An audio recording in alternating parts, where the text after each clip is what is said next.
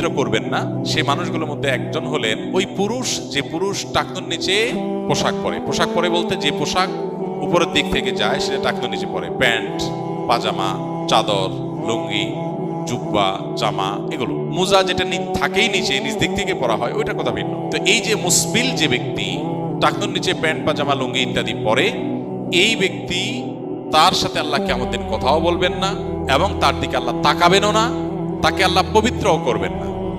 এই তিনটা ভয়াবহতা এই ব্যক্তির জন্য আছে, যে ব্যক্তি টাকনুর নিচে প্যান্ট, পাজামা, লুঙ্গি পরে। আমাদের দেশে অনেকে আছেন মসজিদে নামাজ পড়তে আসলে তখন প্যান্ট ভাঁজ করে। অনেক মসজিদে মুয়াজ্জিনরা মাইকে বলেনও যে টাকনুর নিচে যাদের প্যান্ট আছে প্যান্টগুলো উঠায় নেন। 2 নম্বর হলেন ওই ব্যক্তি, যে ব্যক্তি কাউকে দান করে খোঁটা দেয়, অথবা যাকে দান করেছেন তাকে নানার কথা দিয়ে কষ্ট দেয়। দান করেছেন, আল্লাহর কাছে আশা করবেন এর বিনিময়।